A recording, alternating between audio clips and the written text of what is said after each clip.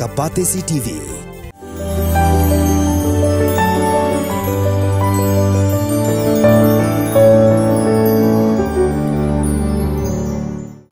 High level committee belathau ke sarkar naga benta ban bishar bnia halo ke jingtmu ban penlong election chisin penlong ha ke kapor habro Kawei keri ketana do ke election lok sabha assembly municipality bat panchayat ni ke baki ong ke one nation one election klelet Aiti no ke Kaiphod jongka ke president jongkeri ke Draupadi Murmu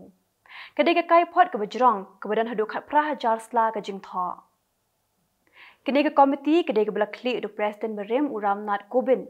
Kini kot jong kini ke komiti kikin thop yu menteri ketenak kampok Yeng Amit Shah. Unong yalam Berem jong ke liang Persha Gulam Nabi Azad. Chairperson Berem jong ke Finance Commission UNK Singh. Sekretari Berem jong ke Lok Sabha Subhash Kashyap. Baru Chief Vigilance Commissioner Berem Sanjay Kothari.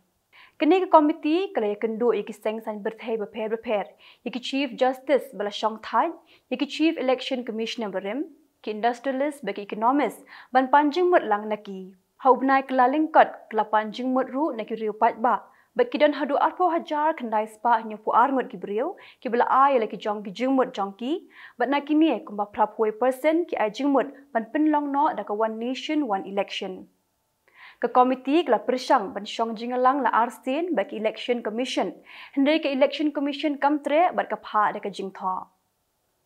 la ai boru ha ke komiti ban ai jingmot la ka don kam ni ban pinbet thamai ke constitution ke representation of people act ka kandai spa san pho bat ka rp act ka kandai spa san pho we bat ban tharu yaki rule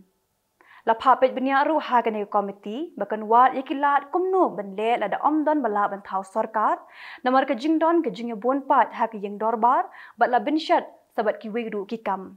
ke komiti kladap ban pinbiang na dong chedong ya ka Kaiphod jongka bat minta kladap ban IT ha ke president bakan bishar benya